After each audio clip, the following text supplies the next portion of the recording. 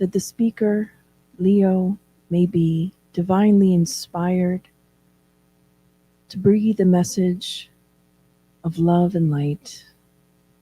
And may each one of us in both realms of life be able to take in the message, to absorb it into each of our cells, to find harmony, to find peace. And we pray for all of those that are here and that are connected to us, may feel these healing vibrations. We thank you, and so be it. Good almost evening, everyone. For those of you who are watching on the web, and for those of you here, I'm going to be talking about the parable of the shrewd manager. I don't know about you, but I'm pretty excited to hear about this and to learn about it. Shrewd Manager. I don't want to take up any more of his time because we're already 5 minutes past. Leo. Kirsten. Daniel, can you hear me? When I turned on, it actually stopped her mic. So if we have to do something, I'll just... Yeah, okay. Good afternoon, everyone. Let's do this again. Good afternoon, everyone. Much better. Now we're alive. Now we are truly excited. I have to say, though, that even though we're not supposed to, in respect to the audience, to the people online as well, to all our friends, our mentors as well, to share how we are, I will open up a little bit today and say that beyond excitement, I'm a little bit worried as well. I will come into my senses. I would like to bring the analogy of that beautiful piece of chocolate cake that instead of taking a small bite, you take a huge one. It's not that you don't finish, but the first bite, you're like, oh gosh, wait a minute. That chocolate rush that we get, right? That sugar rush that we get. But things kind of settle down, right? And the reason I say this is because when we chose to talk about this parable, I knew that there was going to be a challenge, but I didn't know that it was going to be a challenge, right?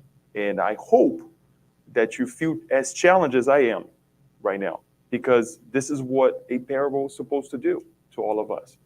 This is what this parable is supposed to do to all of us. Just when we look at the title, and there is a reason why I title a shrewd manager, right? The parable of the shrewd manager, instead of the unjust steward. As you can see that this picture is called an etching of the parable of the unjust steward by John Lucan. And there are many other titles, the unfaithful manager, the unfaithful steward as well. There are several titles for.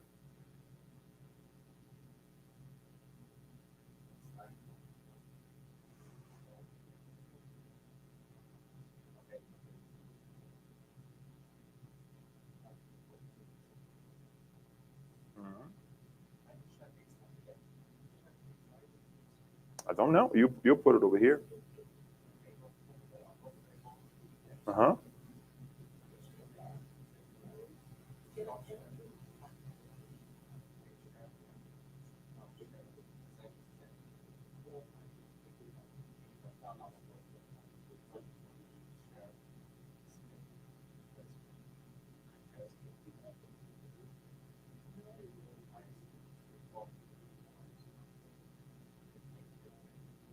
Share.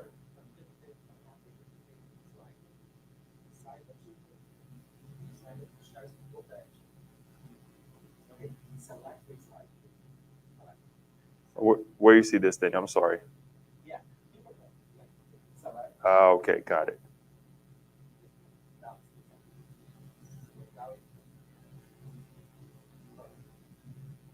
Now can everyone see online? Okay.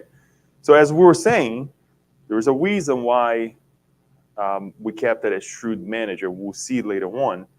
But The parable is entitled in different ways: the unjust steward, the unfaithful steward, the unfaithful manager. So there is a positive way to present, and there is a negative way to present as well. And I promise I'll try to present it to you the reason why we kept on the positive way of things, right? And interesting enough as well, this parable is only shown on Luke 16, only in the Gospel of Luke, no other gospel whatsoever.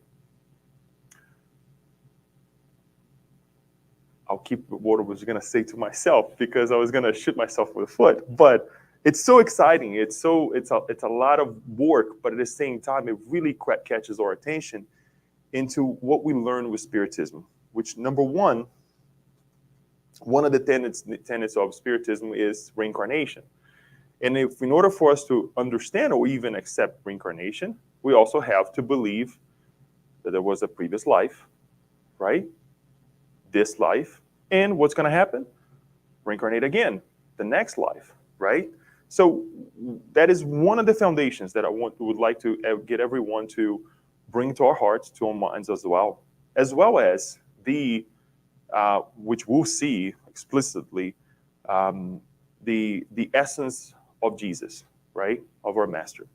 We are in a Spiritist center. We will talk about reincarnation. We will talk about spirits. We will talk about the interaction of both worlds, as well as we will talk about Jesus. It's not the Jesus that we learned, that we have been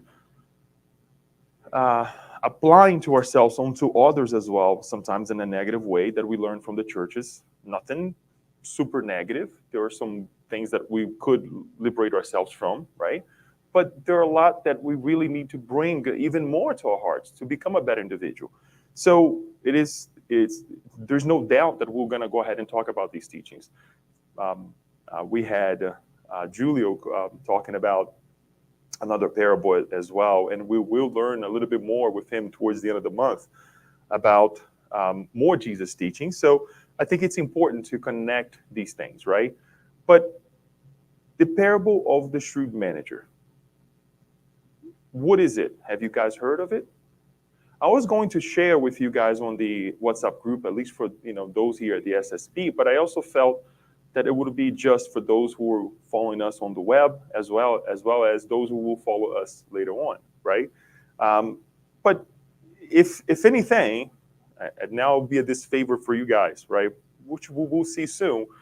But if you're watching this, stop right now, right? In the future, just stop right now and read it. Read it for yourself. Get yourself going. Get yourself excited. Get yourself confused. Whatever feeling may come, and then continue to watch afterwards. Give yourself 5 minutes and then continue to watch. But let us dive into the actual parable so we can confuse ourselves, get excited together. Here is only from verses 1 through 13, okay? And there's a caveat to that, right? The parable goes this way, and there are many translations, there are many ways to say certain items here, which I'll try to present some of them, not all of them, but we will be able to get the essence of it. Jesus told his disciples, there was a rich man whose manager was accused of wasting his possessions. So he called him in and asked him, what is this I hear about you? Give an account of your management, because you cannot be manager any longer. The manager said to himself, what shall I do now? My master is taking away my job. I'm not strong enough to dig. I'm ashamed to beg. I know what I will do so that when I lose my job here, people will welcome me into their homes, their houses. So he called in each one of his master debtors. He asked the first, how much do you owe my master? 900 gallons of oil, he replied. The manager told him, take your bill, sit down quickly, and make it 450. Then he asked the second, and how much do you owe? 1,000 bushels of wheat, he replied.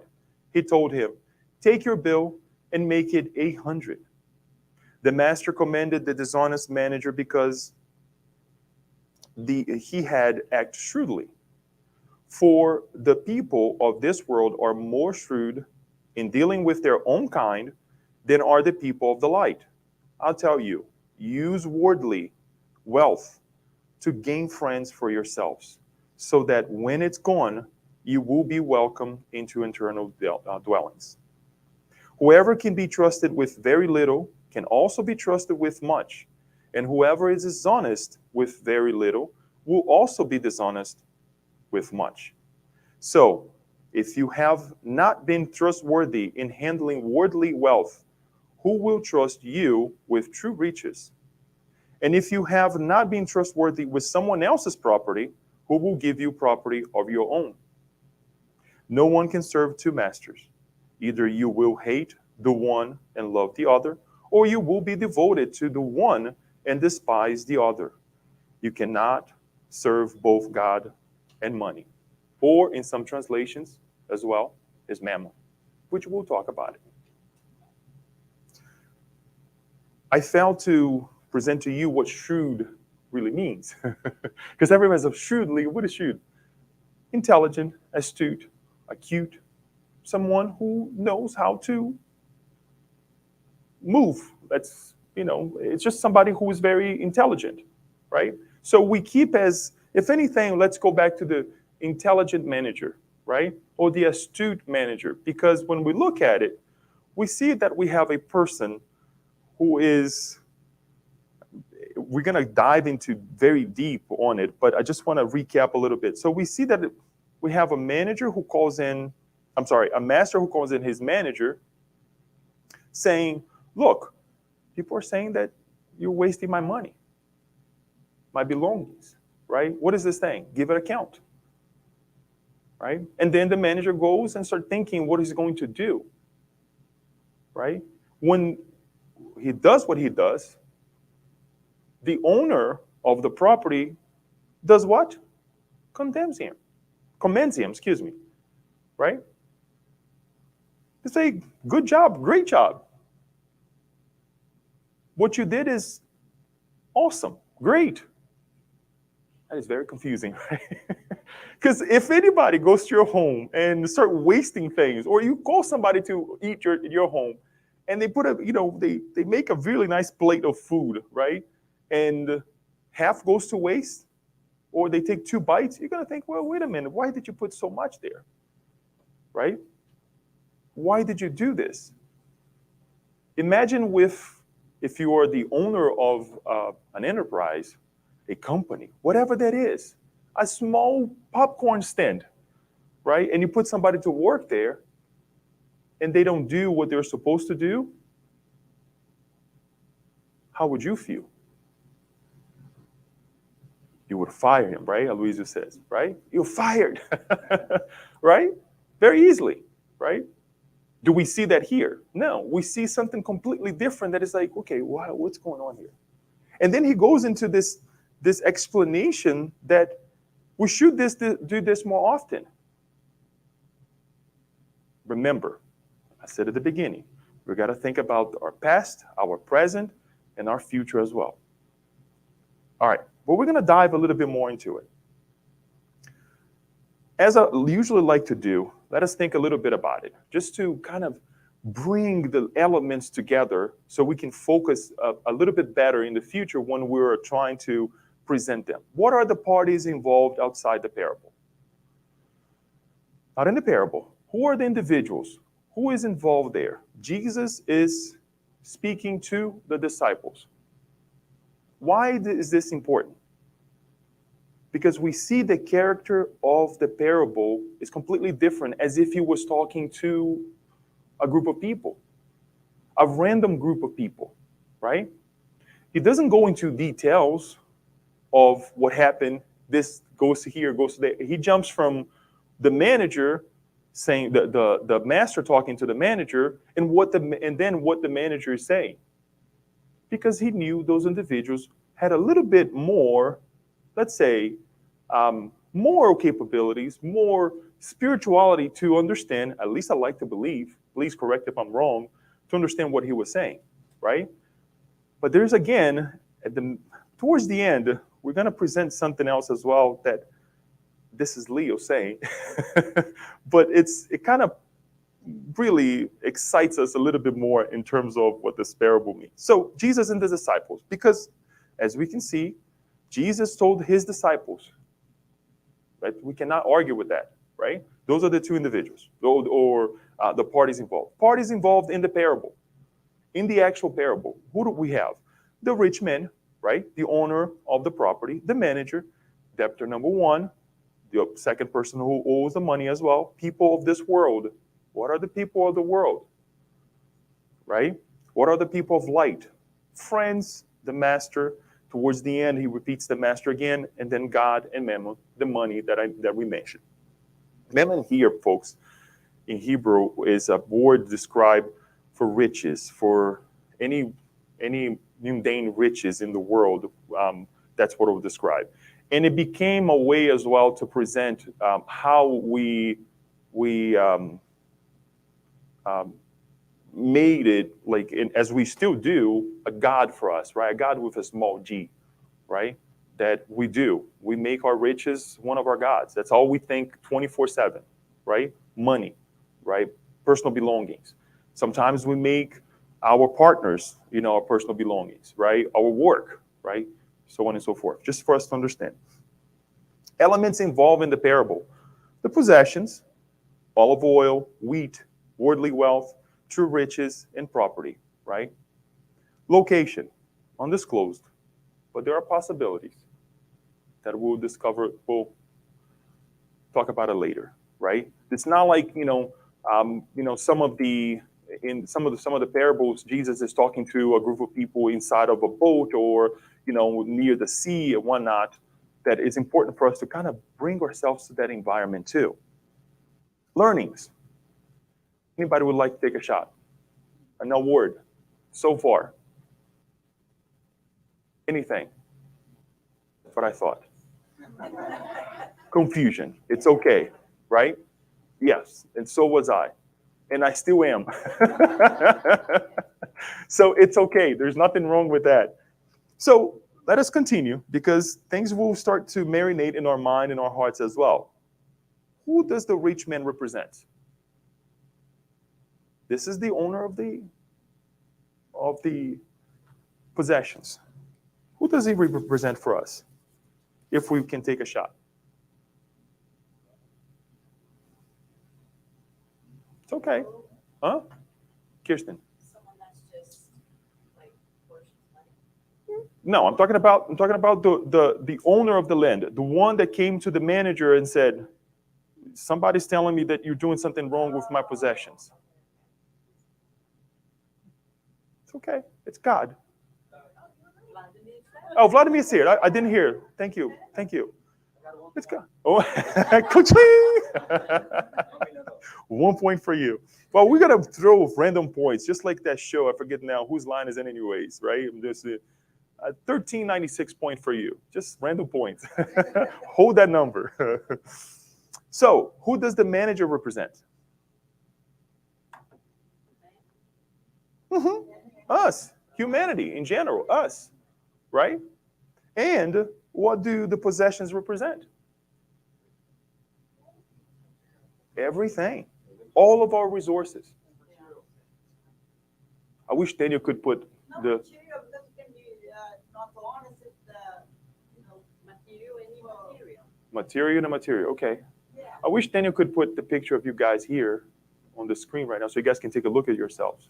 Our physical bodies is a resource, right? Yeah. It's a vehicle. Say example, like if you're a good teacher, you're not using. Wait.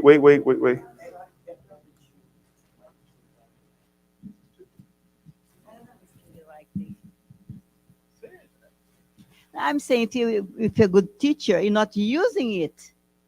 You're not, And I know a couple of them. The person wants to be a lawyer, but it's an extremely well-versed person to explain. But they fight with themselves. I don't want to do this. Well, guess what?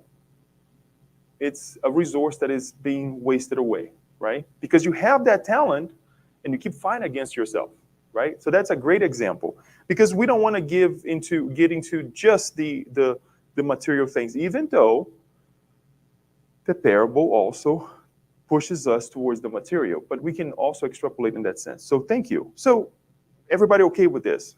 Confused still?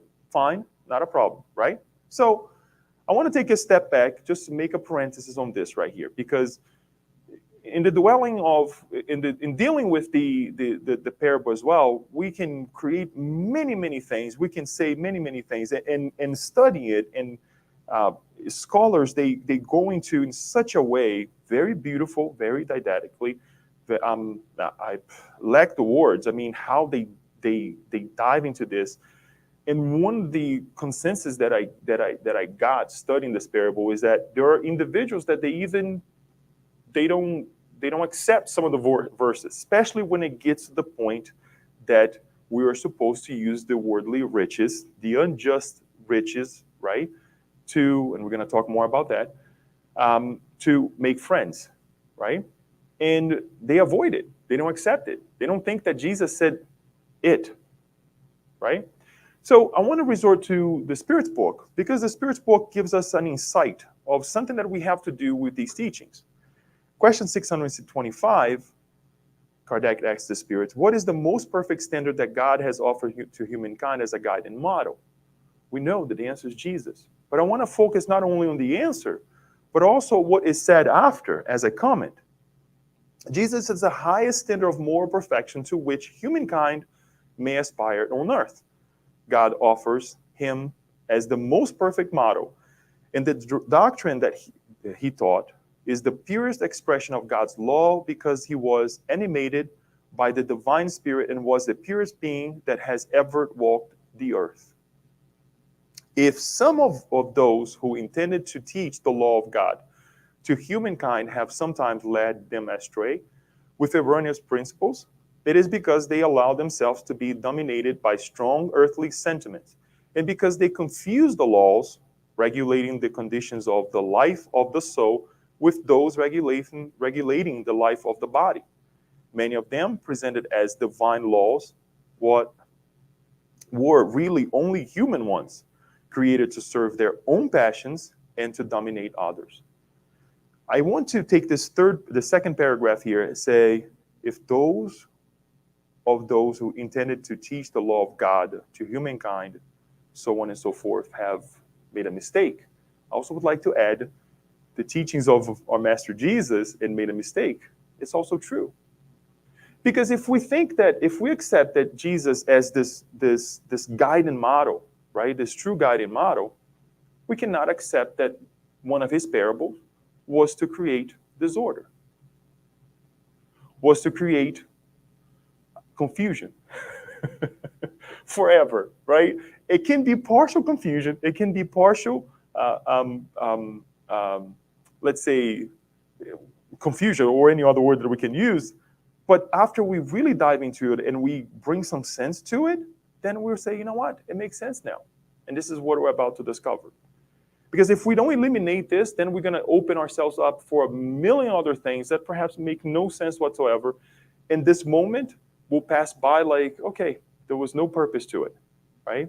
So we have to bring these bases to it. And I think it's important for us to have this in our hearts, right? So let us be open to some of the interpretations, some of the ideas that I will bring here, and perhaps it will help.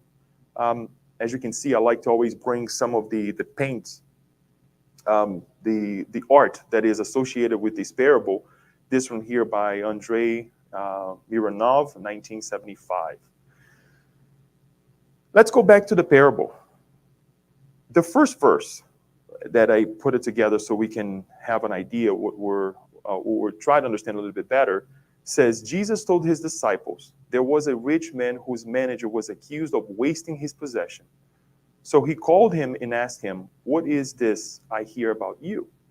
Give an account of your management, because you cannot be manager any longer. Well, this part here, we have to take in consideration as well some of the teachings, and not only this part, some of the other teachings as well, that Jesus himself actually brings to us. And this part is really interesting because he says, he, what is this that I hear about you? So somebody told the owner of the possessions that this manager was being unfaithful, was doing something wrong, right? This scandal came about, right? And the scandal was needed, as we learn in the gospel according to Spiritism as well, right? This scandal was needed. Somebody came in because he just didn't discover by nothing. He said, what is this that I hear about you? Give an account of your management because you cannot be manager any longer. In other words, you're fired. You're not working for me anymore. Now, what happened between this and the next verse, it's up for us for interpretation. But does it really give us, is it really prudent for us to sit here and waste time on what happened and what not happened? No. So let's move on. The manager said to himself, what should I do now? My master is taking away my job. I'm not strong enough to dig. I'm ashamed to beg. I know what I will do so that when I lose my job here, people will welcome me into their homes. Did the manager ever said, no, I never did this? What are they saying about me is wrong? No. He never denied it. He actually said, you know what? Here's the consequences. I got to do something, right? So he, in turn, he started thinking, what should I do, right? I got to do something. Now, how many of us, when we do something wrong, we go into this mode right here? How many of us have done this? When psychologically we know that there is a problem, or we did something, and then we go into this moment. Already is projecting ourselves in the future, right? What was that? Justifying ourselves, right? Already, projecting ourselves in the future that if I do A, B, C, guess what? I will actually, make amends with God, right? We do this all the time. All the time. And it's okay because we're learning until will come the day that we'll just act shrewdly every time or just every time, right? But just something for us to think about it, because if we just look at the manager as somebody who is very far from us, right? Or no, I don't do these things. I don't bargain with God. I don't bargain with others, right? But we do. In essence, we do. And once more, I'm not justifying saying because I also do. No, because it's okay. That's our level right now. Now, the thing is, as we take these teachings is, okay, let's climb. Let's actually move on, right? So he started thinking about it, and then he elaborates this idea of what he's going to do. It's a big shot. It's a stretch, right? Because then he comes and he starts talking to, right, the individuals who owed the money to the master. So he called in each one of his master's debtors. He asked the first, how much do you owe my master? 900 gallons of olive oil, he replied. The manager told him, take your bill, sit down quickly, and make it 450. So we have a leap from the conversation of the manager with the master to now going to then going to the self-conversation or analysis of the manager to now actually talking to one of the individual who owed money, right? It wasn't money either. I'd like to to correct this because it's also important, right? It was at the time, and this is me learning with the studies and individuals who study on this as well. At the time, it was a common practice, as it is still in the U.S. here as well, any rural area where we have, let's say, 50 acres of land, right? And we know that the land is fertile for something, right? Somebody comes and say, look, I'll go ahead and I will plant, let's say, corn, right? I will have so many tons of corn. I'll give you, let's say, 10 tons. I'll give you two tons of corn, right? and you can do whatever with it. You can sell it, whatever, store, whatever that is, right? So in order for me to have that land, right? And that's how it was done then, and it's still being done in the world. Obviously, now today, what would be the worth 10 tons of corn? I'm just throwing a number so we understand, and then you pay in currency to that individual. Now, there is a problem with that. What if there is a drought that year, right? And whatever was promised to that landowner, right, instead of being 2 tons, right, now look, I only produced 8, so we have to take the loss together, right? It's only, let's say, fair to say that as well. What if there is too much rain and the grain doesn't grow as supposed to? So these things have to be taken into account as well, as it was taken into account at that time as well.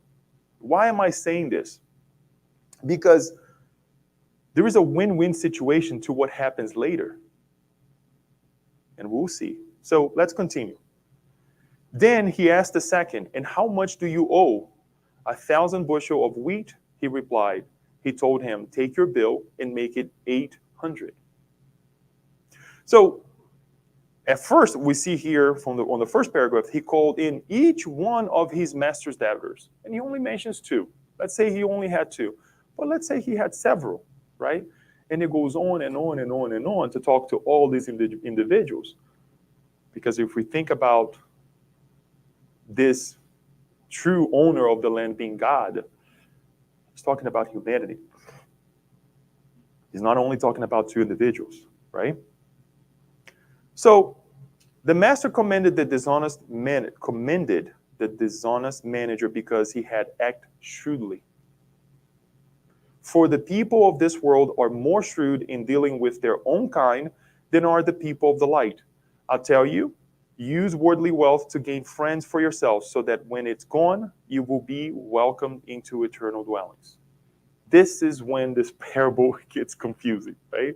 This is where we start losing ourselves in the parable, or the parable in ourselves. Because the manager said, okay, not the manager, the owner of the land said, okay, you did what you're supposed to do. That's how you make friends on earth.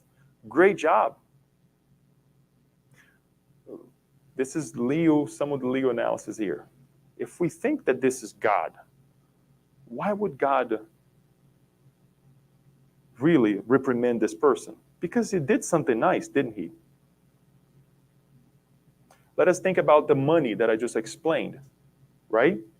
Was this owner of the land truly losing anything? Because he took a part of it, right? So it's not like he was expecting, the land was there. The land was there to be utilized, right? So if he kind of deduct a little bit out of it, he's still making money.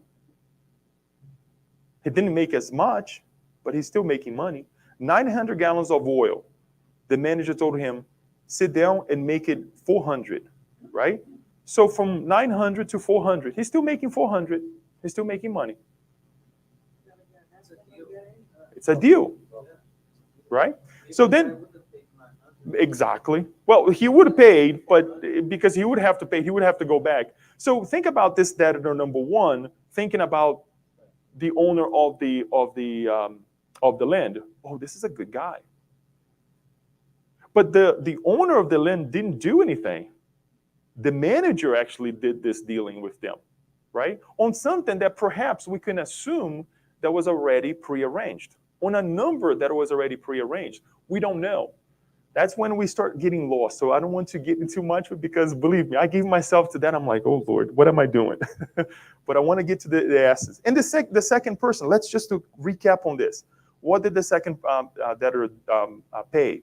Instead of paying 1,000 bushels, he paid 800 only, right? So 200, a deduction of 200 bushels, right? So the owner of the land still made money. Now the manager has a friend, another friend. The person producing on the land, he is still okay. Everybody's winning. Great, right? And we're still going, right? But then again, when we look at it and say, the master commended the dishonest manager because he had acted shrewdly. How is that so? How is that so? Right? And then he says something really interesting. For the people of this world are more shrewd in dealing with their own kind than are the people of the light. I'll tell you, use wordly. And I would exchange wordly. And for some translation, they say unjust wealth to gain friends for yourself, so that when it's gone, you will become into eternal welcome, into eternal dwellings. So, bless you. So, let's stop right here. Let's give ourselves a pause. Okay?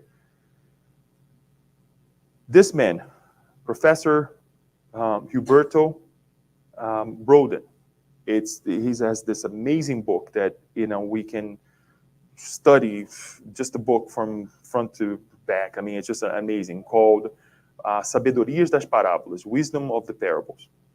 And he talks about this parable, and he brings some analysis about what we're studying right now, especially this verse that is very interesting, that I would like to bring here. And then we're going to resort to Emmanuel as well, so we understand a little bit more.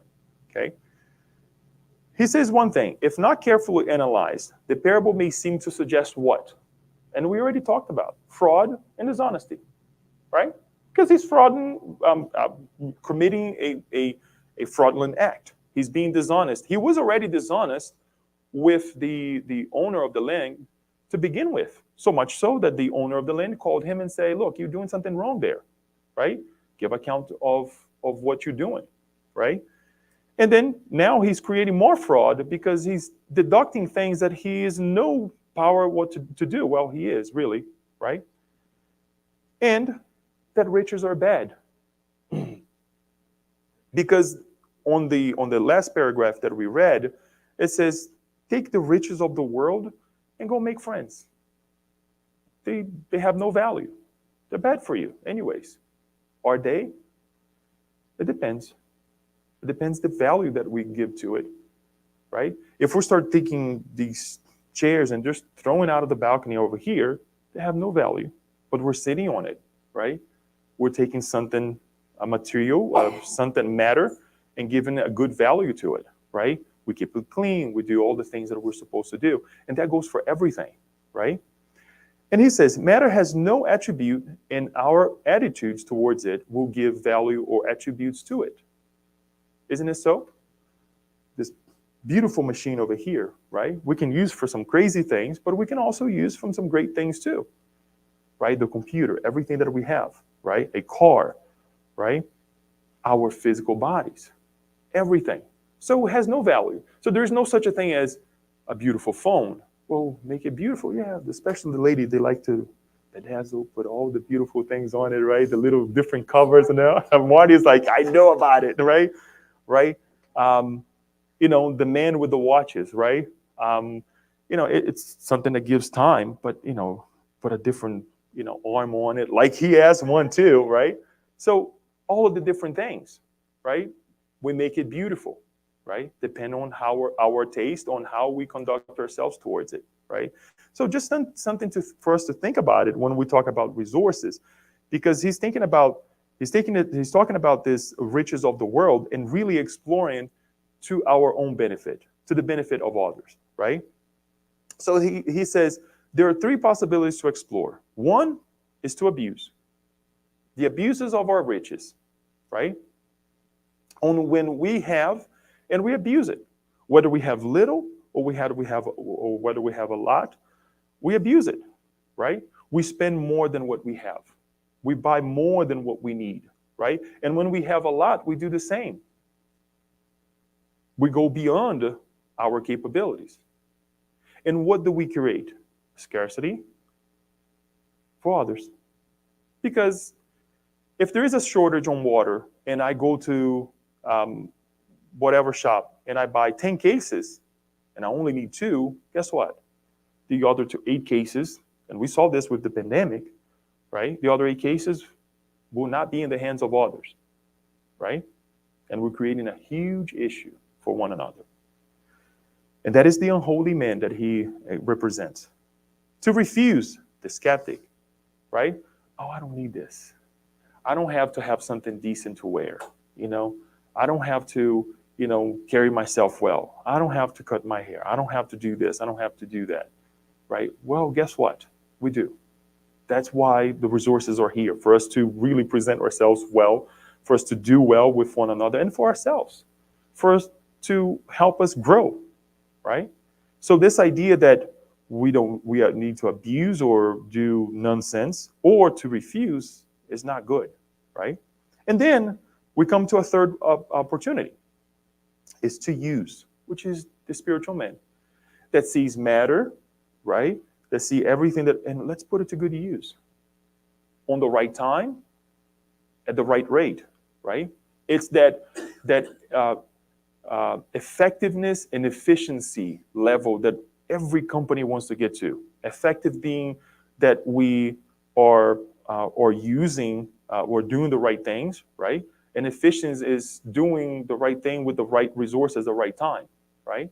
It's like those individuals when you have two teachers that have to give a presentation and they order 3 Sharpies, right?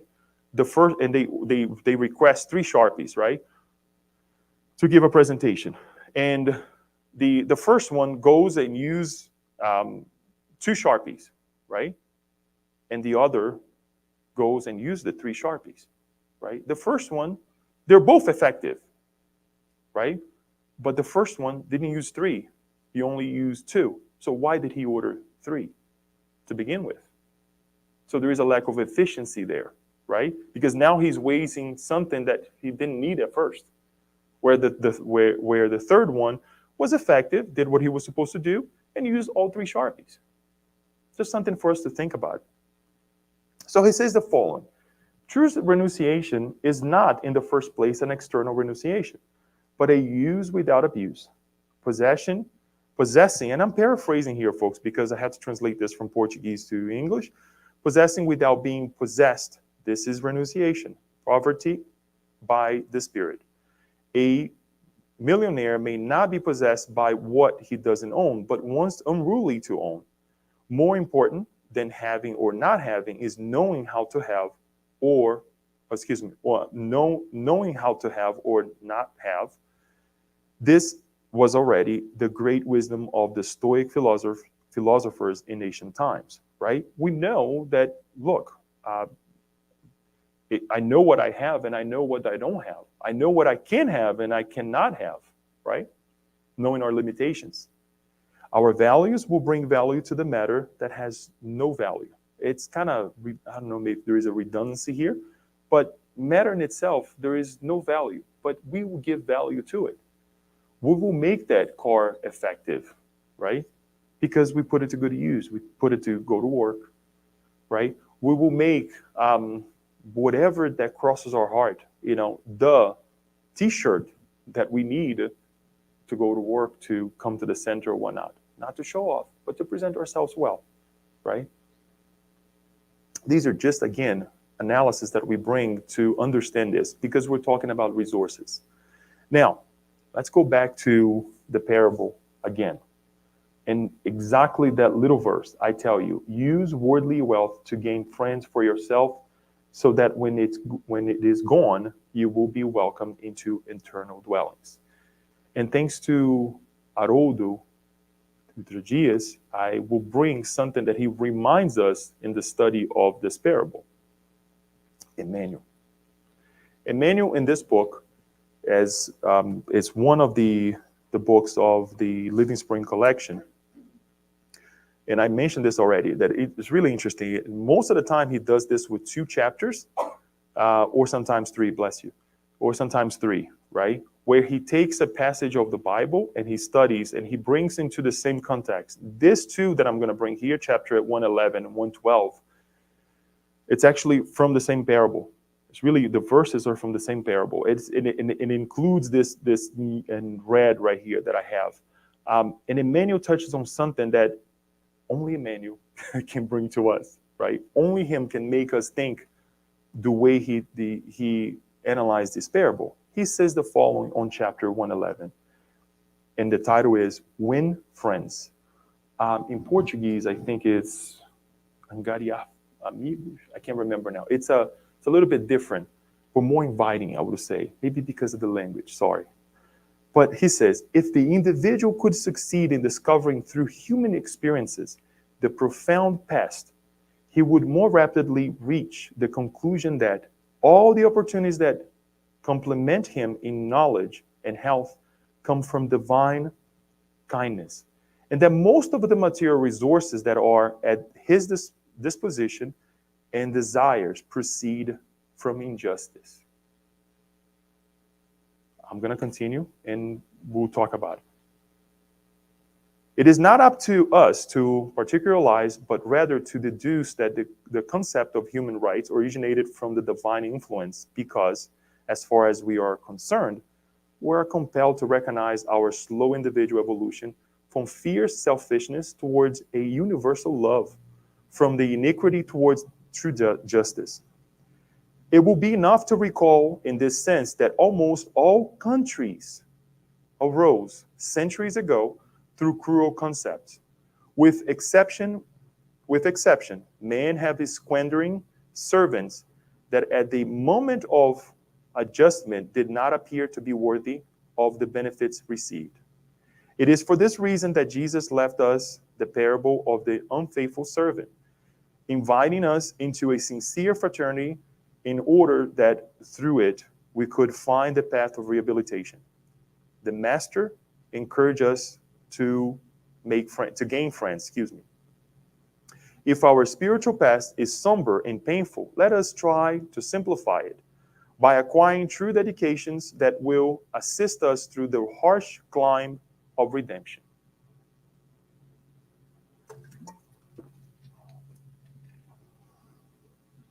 Anywhere we go in this country, especially in the East Coast, and we analyze our past, and we think that everything was justly acquired, no. And one of his analysis of this, Haroldo also mentions some of the states in Brazil. It's even worse, right? When you look at countries like countries in South America, what has happened in Africa as well, right? The way we manage the resources of the world for our benefits in detriment of others, it's evident everywhere, right? And it still is. It still is. When we analyze anything, even a structure like this, the blood and tears of those who put up this building, and we are sitting here today, can we call that just? No. As much as we can justify, well, they had a salary, right? Yeah, they did. But there were blood and tears. So at least, if anything, let's be grateful that we're sitting here in this beautiful building. And I say this for those on the web to understand as well. On the third floor of a building, there were a lot of sacrifices made, right?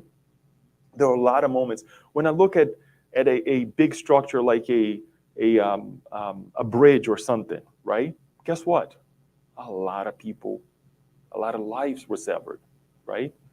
And Emmanuel comes to us and says, almost all the countries arose from this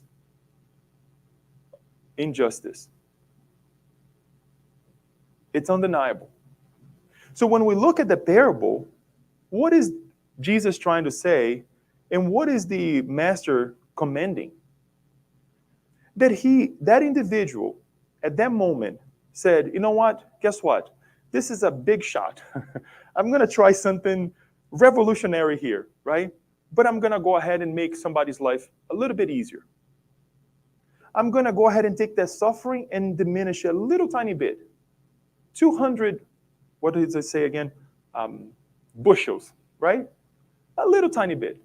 It's not that he's not going to pay what he's supposed to pay, because there was a contract, and we have to honor our contract. Whether verbally or not, we have to honor. We have to be good individuals, right? But he made it a little bit easier.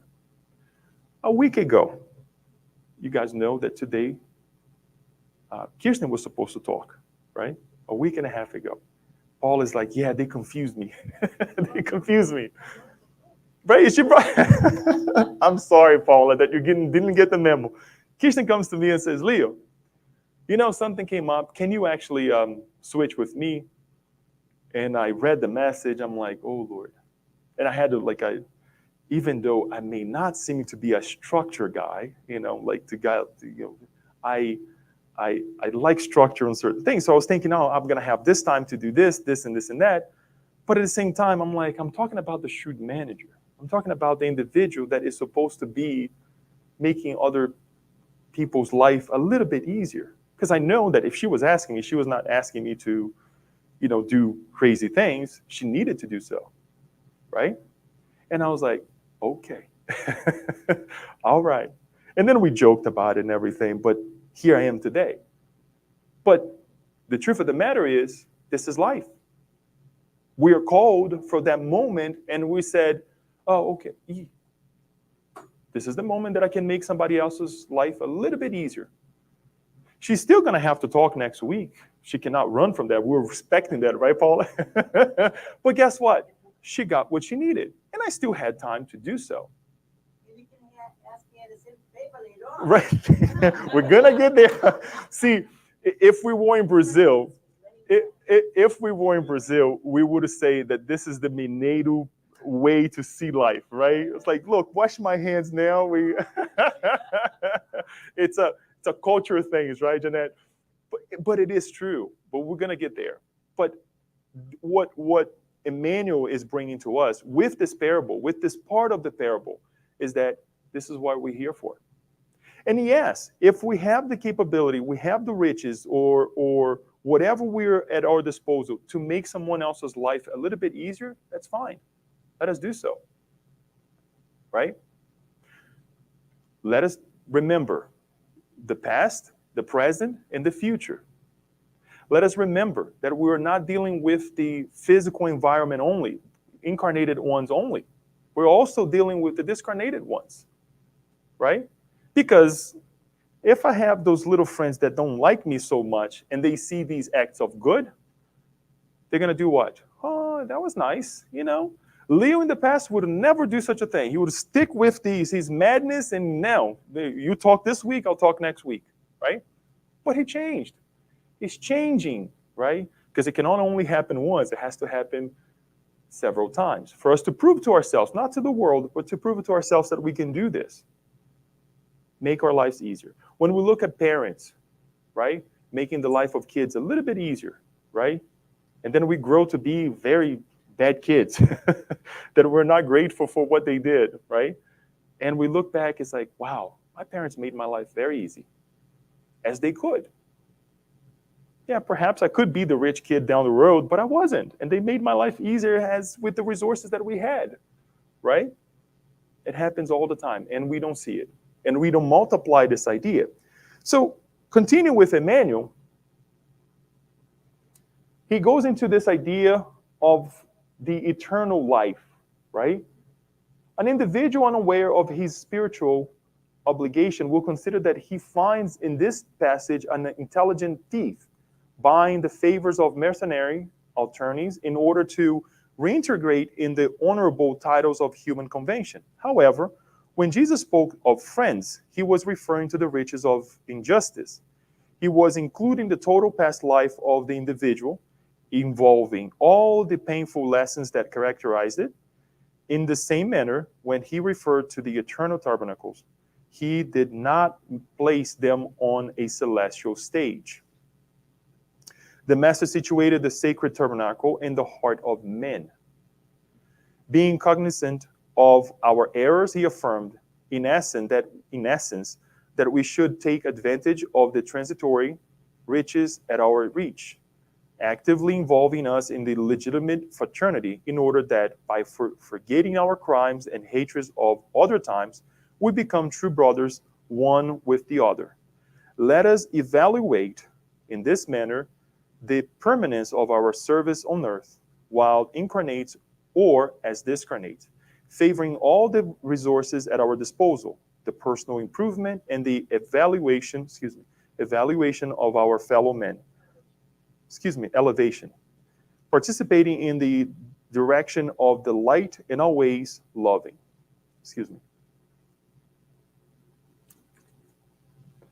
As Jeanette was saying,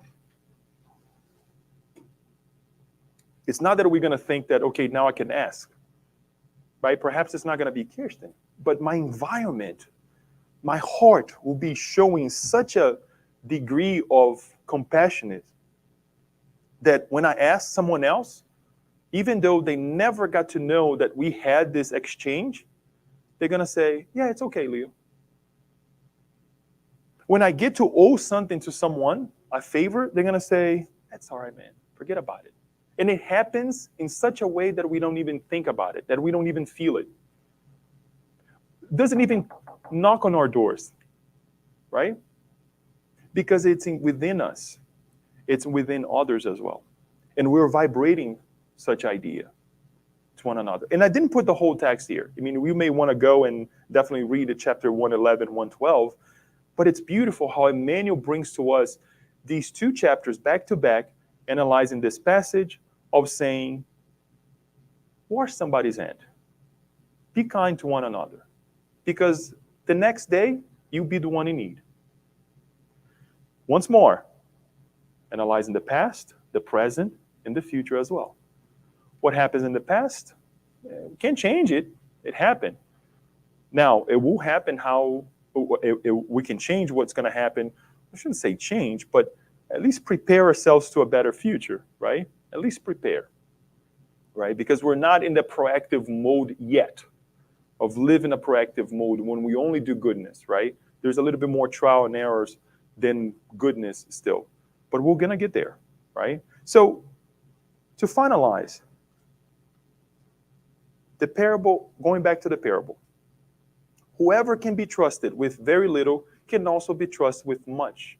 And whoever is dishonest with very little will also be dishonest with much. So if you have not been trustworthy in handling worldly wealth, who will trust you with the riches? And if you have not been trustworthy with someone else's property, who will give you property of your own? Another great book for, unfortunately, in Portuguese, for those who speak Portuguese, to read. And we already mentioned this, Parábolas dos Ensinos de Jesus, Parable of the Teachings of Christ. Caibar Schutel says, the riches of iniquity are material goods. When I say riches of the iniquity, or we can relate to what on the passage that we're bringing here, says worldly wealth, right? That Emmanuel mentions to us the reason why it's unjust, the reason why it's unworldly or unworthy. The riches of iniquity are material goods, of which we are not more than depositories. They are just riches, and they are not ours, because they do not prevail for the hereafter. Try to keep the same as close as possible in this translation here, because the way he brings the analysis on this point is that whatever we cannot take with us is worldly possessions. It's not ours. We are trustees of this huge trust. If you don't know the concept of a trust, is that, and I would like to say this because I deal with this at the bank all the time, we take everything out of our personal names, our belongings, everything that we do, our home, our cars, everything goes under a trust, and you become a trustee of that trust. So you get a document, you write a document saying, trust 123, that's the name of the trust. You create a trust, right? And everything that you own now becomes the trust, part of the trust. You become a nobody. But you are the trustee of that trust.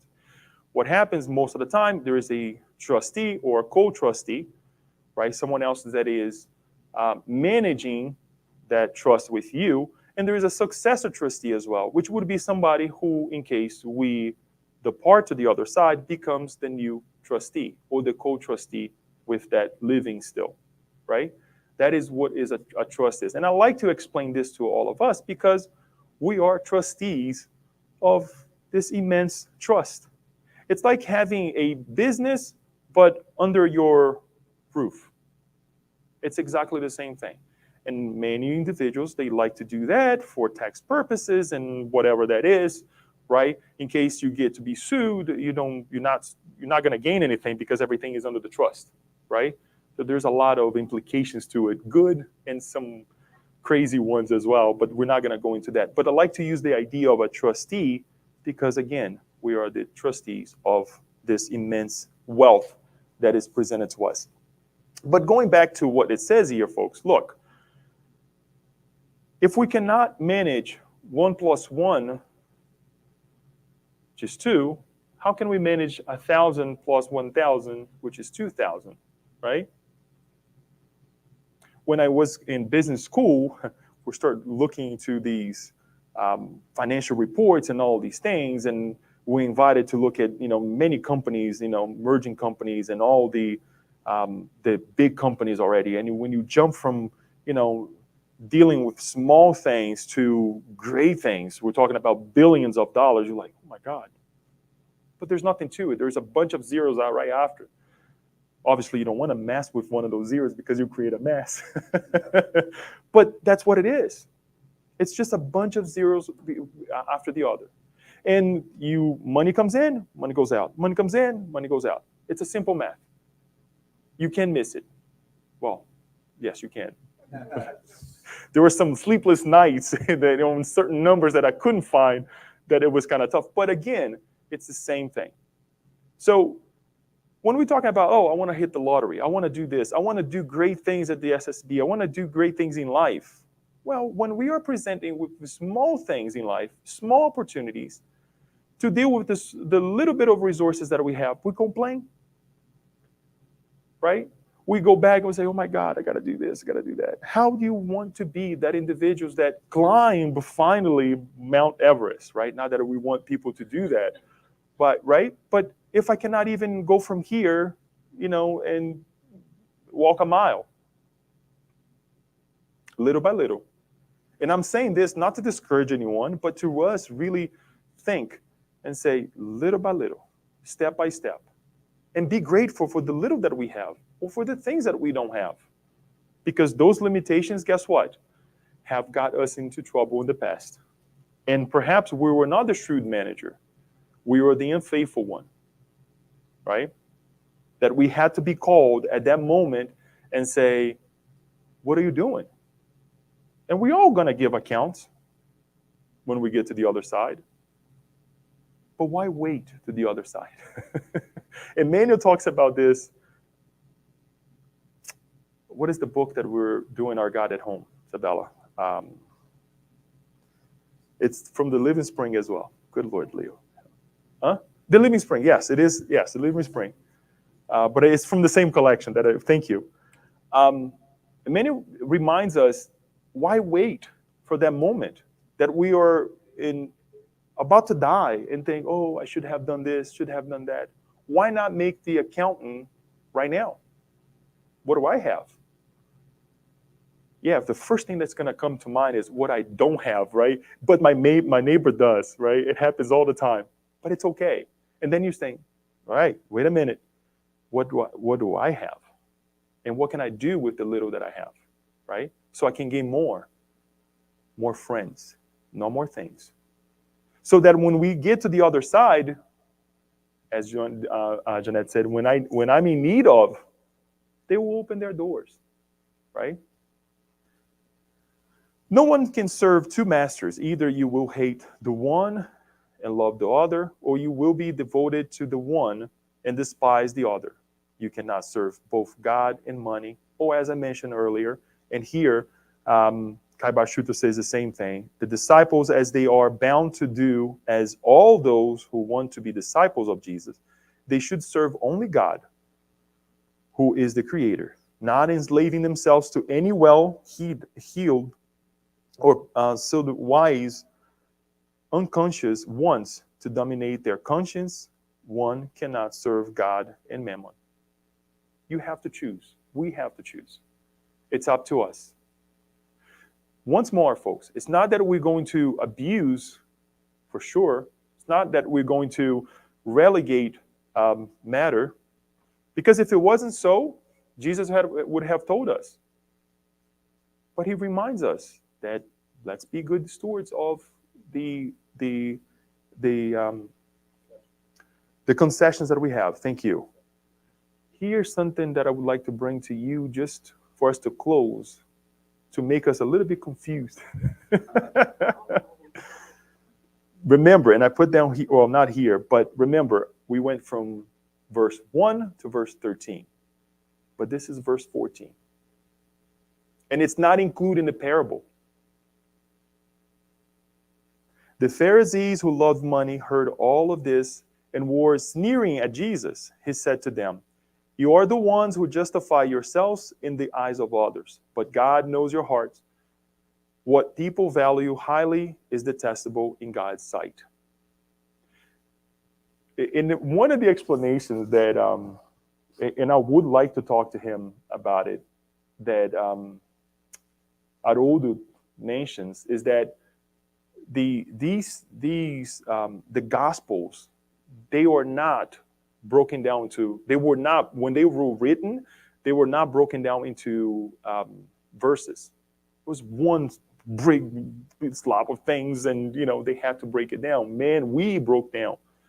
And we came with the ideas of breaking down, when you read the Bible, saying the parable of the Shrewd Manager, right? The parable of this, all the teachings under the different chapters, as well as the Gospels, the different Gospels. They were all just one thing, right? But I bring this here because remember when we mentioned who was involved and the location? And it starts with what? Jesus was talking to the disciples, right? But at the end over here, it says the Pharisee who loved money heard all of this. So was Jesus, in fact, not only teaching the disciples, but also paying attention to the surrounding, and says the Pharisees were right there. And the Pharisees were what? So we can bring it to our context over here.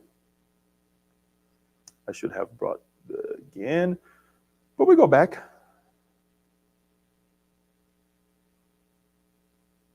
Oh, it was right there too. For the people of this world are more shrewd in dealing with their own kind than are the people of light. The people of light, the people who knew a little bit better, or at least they should know a little bit better, but they were not shrewd with themselves. The Pharisees. They had the outwardly appearance, they carry all the customs of the time, but when it came down to make friends, only amongst themselves, but not with others. So mundane people like you and I, if we were to live at that time, we were doing these things. And that's why we see it again. It's easier for someone just of the world to do such a thing than the people of the light. Just something for us to, and this is by all means, people, by all means, this is Leo bringing some interpretation and some adding a little bit more, because what happens at the Bible, and I should have brought with me, is that it becomes a new teaching, right? That this verse over here, verse 14, becomes a new teaching in certain translations, okay? In certain versions, I should say, not translations, certain versions. It becomes a new teaching. So much so that Haroldo also, he actually starts another teaching because he translated the Bible as well from Greek to Portuguese. And he starts the gospel, yes. So this right here starts on a new teaching. So he has the parable, and then he starts a new teaching. But I found this interesting because we're looking at our surroundings as well. And it's interesting how the master, right, says something in the words of the people of the light and the people of the world, right? And some scholars, they actually bring this as well without analyzing this passage as well. Some doctors, some people who study, theologists, you name it. There is an immense amount of work out there, really, that dives into this parable in such a way that you're like, wow, right? and how they bring to us as well. At this point, I would like to ask, are you still confused? Are you still in a way that you're like, wow, what I got myself into? Listen to this guy talking about the shrewd manager. Do we know what shrewd is? Do we know? Do we know what I am one? Okay.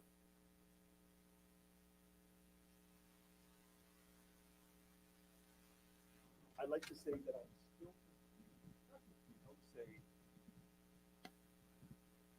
how can you hear me? Is it okay?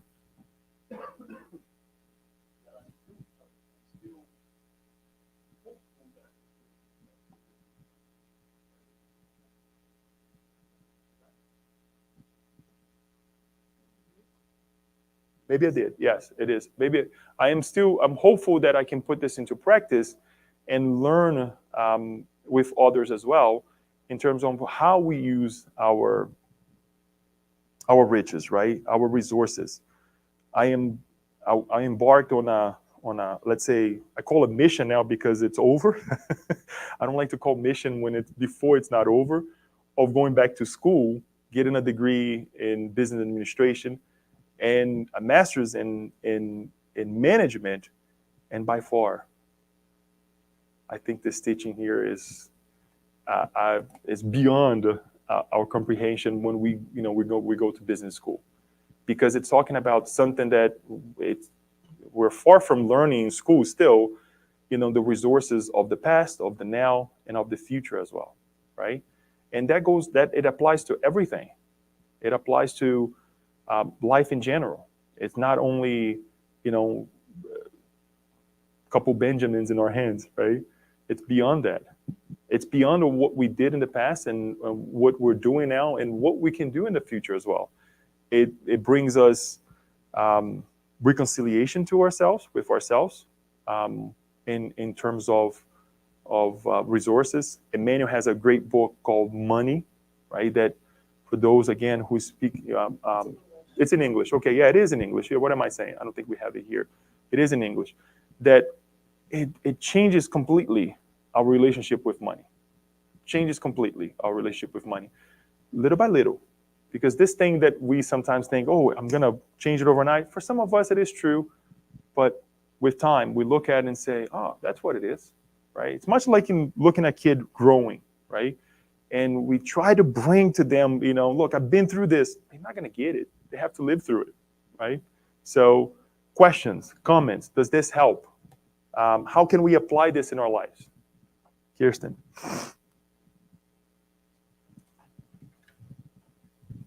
Thank you, Leo. I think this was really great. The whole time my brain was working extra hard to, grasp this. Can you hear me? Is it okay? Okay. Lost my thought. Here we go. I think one of the things when I read this parable that it also made me think of how important it is to be a good steward of your money. And I guess my comment, did you perhaps get a little bit that feeling or that idea that when you were reading this and reading other texts, that it's also about being being a good steward of your money, but also at the same time, what a more common term in nowadays is building generational wealth, like thinking long term, not just short term, but at the same time, considering the fact that, as Emmanuel brought, that most of humanity, where we are at today, are the countries and the land that we own, is also from what we call ill-gotten gains. They were obtained in ways that were not good. Mm-hmm. So taking all that into consideration, it's good to be kind. It's good to be much like that. I'm kind of confused on it wasn't the manager, but the manager who fired the master? The master who fired the manager. The master who fired the manager. Okay. So he was smart in a way because, yes, he was getting fired, but he also was thinking long term. Mm-hmm. So he was thinking, okay, well, I'm getting fired from this job, but I need to still exist. So I'm going to make build relationships within my community and charge less. So it's less about the specifics of the parable and like more about relationships, would you say? Like, and that's what's most important at the end of the day is like building relationships and also being a good steward of your money. So I wanted to know your thoughts on that. It's a good question. And I'll try to be as precise and brief as possible. Remember when we were kids and we turn it off, Daniel. If you turn it off, we'll stop this. Thank you. Maybe not. I'm one. I'm just worrying. Okay, this is good. All right. So when we were kids and let's not even open yet, but when we got several birthday gifts, right?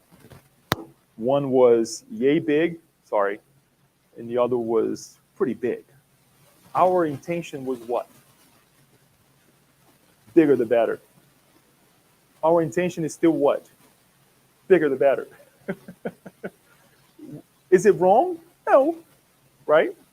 A bigger car for me was a bigger car than that little small car, right?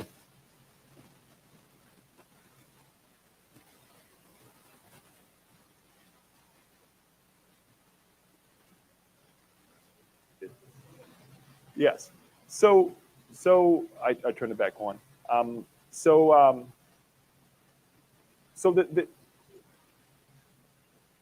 when we look at the idea of gaining friendship, we ought to use the same analogy.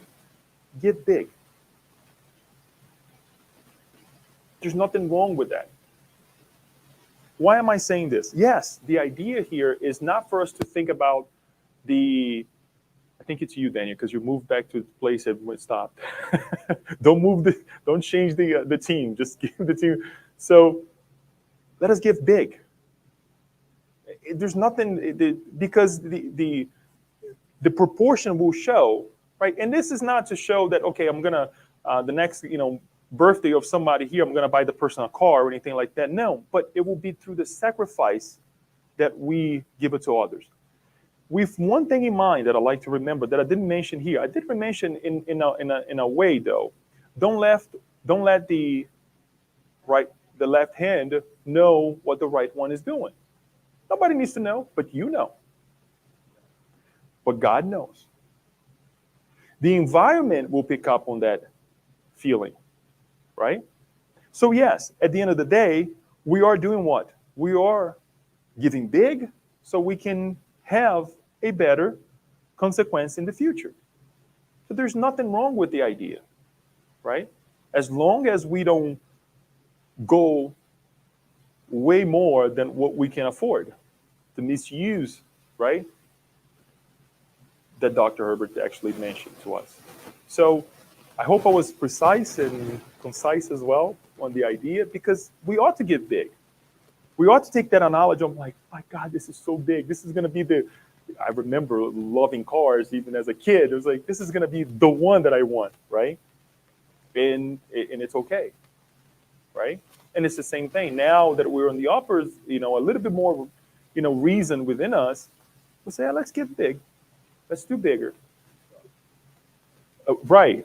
If I was asked to do 1,000 miles, guess what? Let's do 2,000. Let's see where it's going to start to hurt. Right? Everybody have our limitations. Please don't think that I don't have mine, because I do. But this is the intention of the parable. Kirsten.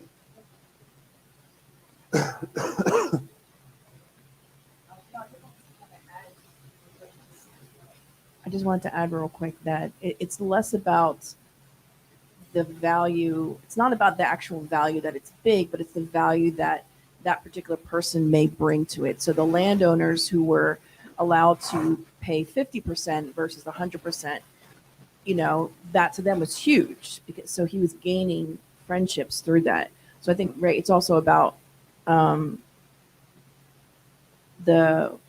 what other people need. It's not about our needs, right? Mm-hmm. It's like the in consideration of others. But I'll stop talking because I can keep talking about this. No, it is true. At the end of the day, one thing is we can all agree on it is to do good by utilizing the resources that we have. Is to take what we have at our disposal and use it. I didn't want to bring more of my personal life into this because when I was studying, I was like, okay, so I work for a major bank. I cannot do what this guy did because I'll get fired. and and then the wife will be looking at me like, what did you do? And it's like, so maybe, right? Anyways, so I cannot change a pre-established interest rate that to me is outrageous, right, on a credit card and say, we're only going to charge you half of that. Cannot. Number one, they don't allow us to do it if there's another department that I have to refer my customers to. So I was thinking, so what can I do? At least I'm there to listen to their concerns. At least I'm there to tell them, look, I'm a consumer too. And guess what? Use what you can, right? If you think this is too much, stop. Come and talk to me. That's me alleviating their burdens, right? That's me saying to them, slow down, right? Pay this at the end of the week so that at the end of the month, if you carry that balance, you're not going to get 21% on your credit card on the $100 that you use. I can do that. I can alleviate the person with some knowledge, right? With what I can offer. Because at the end of the day, I cannot break the law because that is actually breaking the law. It is defrauding, and then I'll go to jail, right? And if me going to jail, it's going to create repercussions as well, that not only for my life, for my family members, but of that individuals that now I'm not there anymore to do what I was supposed to do. And then we go on and on and on. How can I do this if I don't work for the bank? If I don't work directly for a big CEO, right? We all have. If we really stop and think, we're going to see that I'm not only talking to that individual that I'm talking directly to, but several other elements that is involved with that individual, right? With that resource as well. So hopefully that helps. Jeanette also wanted to say something, but go ahead, whichever, whoever. It's funny that you're talking about this today because last week I was. It's funny that you were talking about this parable today because last week I was listening to someone else explaining this, talking about this parable, and his point of view of the parable. It was very confusing. Everybody got confused about it. Somebody said, "I'm going to read it when I get home because I'm confused," or "I need to talk to you more about this." And he actually said the the reason, the ultimate goal of this parable was nothing about material things. It was just about how the manager was smart to get friends because he would need later when he was on the other side. That's how smart he was to acquire friends, to get friends, because he was gonna need. But That's the to an extent, ultimate it is goal true. of the parable. But to an extent, it is true, right? I mean, it's not just about that, but it's how we use our resources that how shrewd we are, because it will come a time that we're going to need, right? We will. The number one, the physical body will start to deteriorate, right? And we're going to need the help of others, right? And we're going to need a home to be invited to, right? And not only the physical home, as Emmanuel mentioned, right, is the eternal home, our hearts, right, as well as the eternal life. So what's going to happen in the next life when we cross to the other world, to the other side? Will there be our family members saying, you were a good manager, and accepting us, or we will be falling to the craziness that we didn't do, or perhaps we did wrong, right? There is an example that just came to mind. real quick, I know we're pressed with time, but I think it's important for us to say, is it action reaction? Please, I will tell the story, and you guys can help me with this. No, it is not action and reaction. In any case, the story that the Andrea Luis brings to us is that the this kid that is about to reincarnate, he reincarnates in through a very very poor family, an extremely poor family, and because these individuals were not let's say didn't have any means whatsoever, the neighbors who had actually the landowners, or like we can call it that way, they go and they adopt this child. Who was this child? What was the previous owner who create the wealth for that individual, for those individuals. And he comes again as the heir of the same riches. Look, it's not only for the transition from this to the spiritual life, but to the next life. When we see that, oh, wow, what a beautiful story. Yes, but it's beyond that, just that beautiful story. Now he's coming back as the only child of that couple that couldn't bear a child. That's why they adopted. Look at this. They could not even have a child. They adopted, right? So who's washing whose hand here? And sometimes we look at, most of the time, the injustice of our lives, but we forget to count the blessings. And if we were to count the blessings, we will see that we're in the same boat, right? I am sorry that I don't have the actual book and the name of the individuals. I'll try to find out, and I'll quote it to you guys later on, and we can put this on the video as well. Jeanette, so we can finalize, please. Leo, when you told me about the rates, I'm here, try to make sense of the parable, because it's so difficult, you did very well explanation, but it's still, try to have some more in my mind. And when you told about the rates, the owner of the place didn't tell how not good he was. He didn't tell what he was doing wrong. Maybe he has put some high rate on the, charging these people who are in debt with the owner of the place, and then he, to make himself better, he starts, to decrease, because maybe because God is just, and he doesn't want to, to have a high rate or low rate. God wants to be just. Maybe he was doing, take too much from the people. I don't know how to explain myself, but I think you get the thought.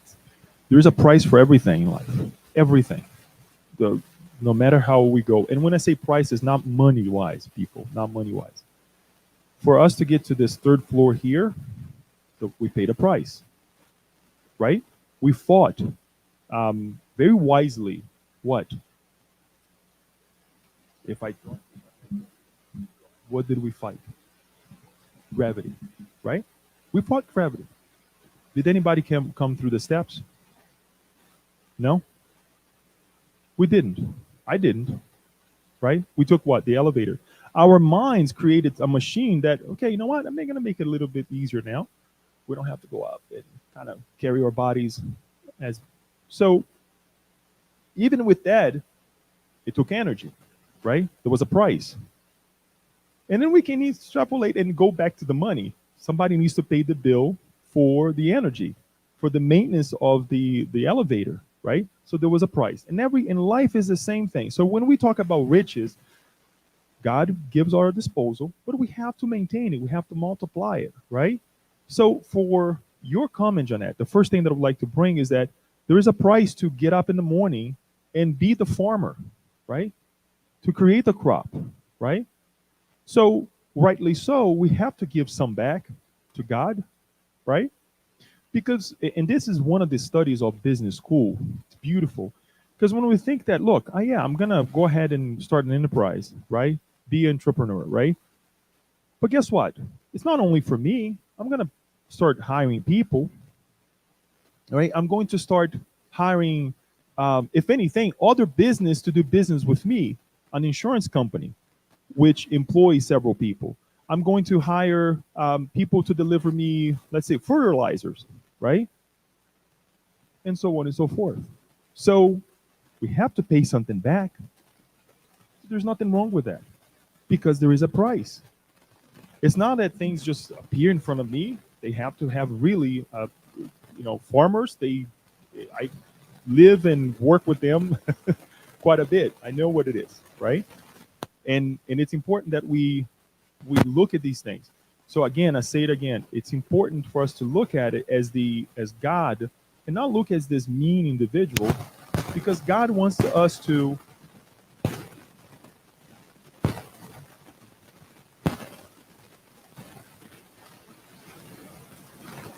It's all.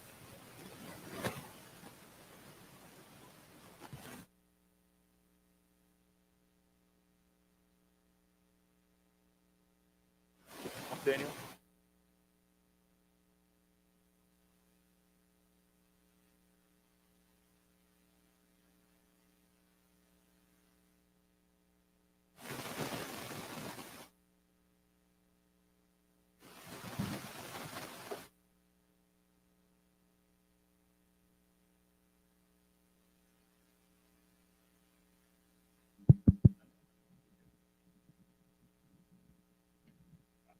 I'm gonna just try to finalize what I was saying. So when we look at God, we always think that, oh, it's giving more to this individual, that individual, and we go into this this tangent of complaining of these group of people, these kind of people, this what it is. Look, if we were to get up in the morning and do our part, and to be the good stewards, we wouldn't be in this mess, right?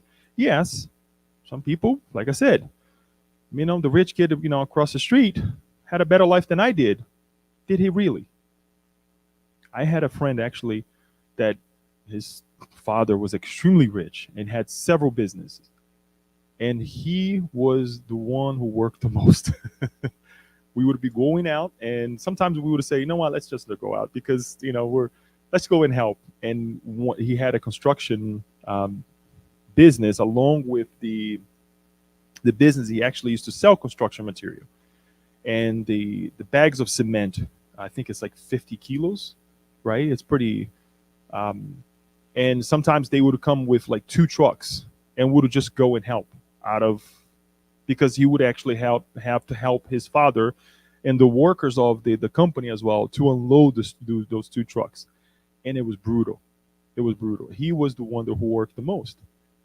And it's like he didn't have any heat in his life. Had a pretty good things at home that we didn't have, but guess what? He had to get up much earlier before school sometimes to do work and then go to school, right? Than we did. It was amazing. So I had a pretty good lesson learned with him and his father as well. In any case, giving continuation to what you're saying, Jeanette, yes, the owner never presented himself as the just, but emphasize the goodness on the manager that he did. Isn't that what God does for us? God doesn't appear next to us and say, look what I did for you, my son, my daughter, right? But it's the opposite. Pay attention to that person next to you who did well for you, right? Value others, right? That's what God does for us. And the manager, he did have the astute idea to say, I want to live comfortably because I cannot dig anymore. And I'm ashamed to ask.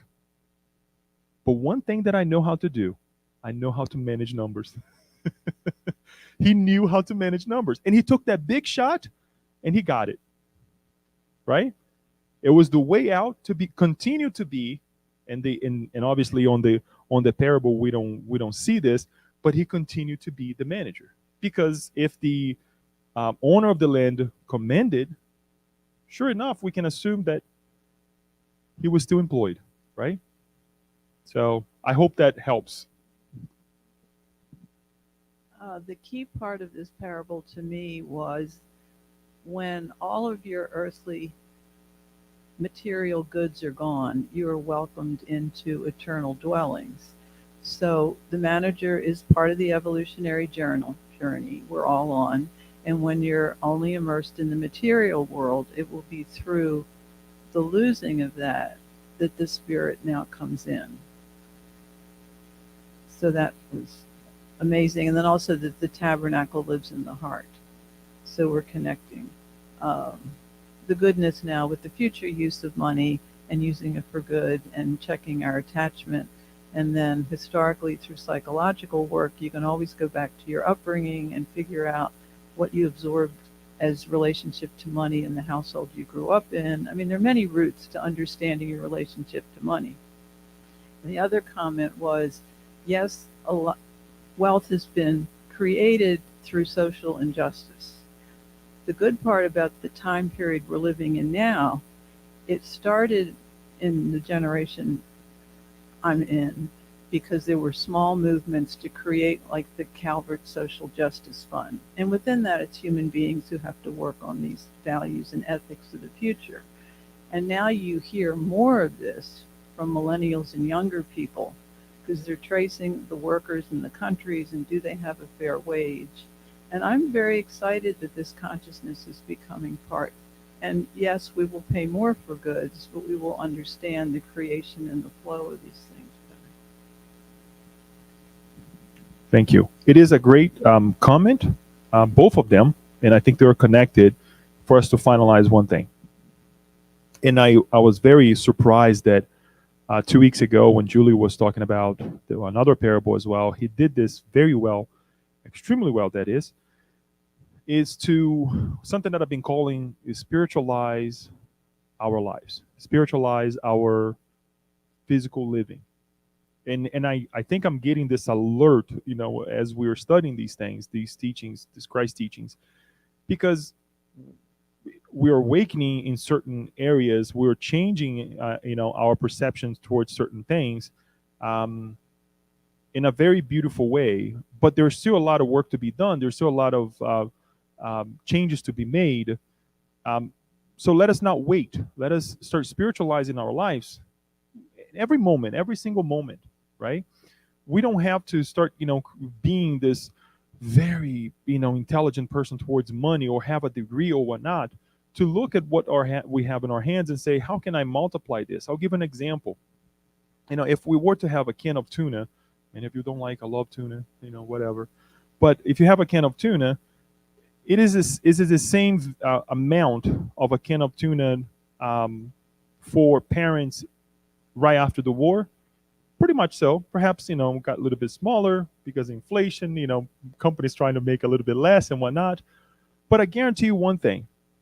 The same can of tuna used to feed more people than it would feed today because it was used in a very intelligent way. Because they knew that if they were to just go ahead and one person eating that can of tuna, guess what? They not only wouldn't have for the next day, but there are also other family members that wouldn't eat. And they were so afraid that another war would pop up, right? And today we look at can of tuna, it's like, whatever, right? And I'm not saying that we're going to go ahead and say, oh my gosh, we have to. No, let's use wisely. Well, my point is that we can spiritualize even that can of tuna. How can I multiply that can of tuna that will feed the hunger of several people instead of just me being selfish enough that I love tuna and now I'm not going to give it to anybody else, right? I maybe can do a tuna salad, right? Mix with something else and multiply and make several sandwiches, right? And again, I know this is a lame example, but we can do that with life. That is a spiritualization of the can of tuna, if we can call it that way. Right? Right? Many cultures, right? Yeah. During the war, and here too, everything was so rationalized that it was, look, I mean, we don't know what's going to happen. Perhaps it's going to get worse tomorrow, right? And we're talking about wars. Guess what? Still talking about wars now, right? Craziness that is going on. So we have more than ever have to watch our resources. We more than ever have to make more friends, right? Because we don't know what's going to happen. And it's out of our hands. It's in a way very concerning, but it as well liberating as we can imagine. Because once we start going to this idea that, okay, you know what? I can use my resources a little bit better. man, the rest will come. The rest is in the master's hand, right? That will look at me and say, great job. Or if I don't do it, or if I do something wrong, because also we have to be responsible for the things that we don't do, as we're reminding Spiritism, right? Then he will look at me and say, well, Leo, you have a place. You have a place that there is a can of tuna waiting for you. But that is the idea. So I'm glad that you ended with this comment. You brought this comment, Paula, because we are these new questionings, these new ideas. We are bringing unconsciously most of the time the spiritualization of our day-to-day lives, right? When we go to work, when we are home, when we're dealing with certain things, when we go to the gym and we say, I want to look like that guy. But then you have your limitations, right? And I don't have to be like that guy, right?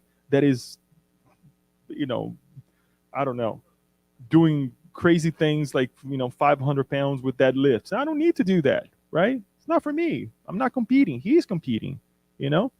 Cheer the guy, but yeah, I don't have to do that, right? And I say this because I think the body is, is one of the, if not the most important resource that we have to give account for it. So I want to thank you guys. Hopefully this create excitement on your hearts, create confusion, but now that you have a little bit more of understanding of what it is, we can go on with our lives and do a little bit better. So I would like to finalize by saying thank you, and let us multiply our riches, right? Let us create friends, right, with one another. Let's not even call unjust or whatever that is, with the resources that we have. That's all we can thank for and ask for. So thank you. We'll do our visualization and passes. Okay.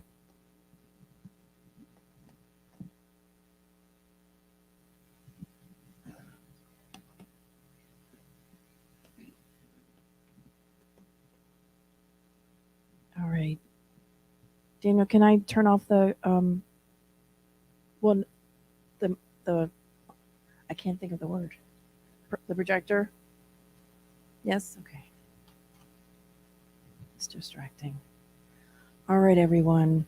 In lieu of passes, we're going to be doing some spiritual passes.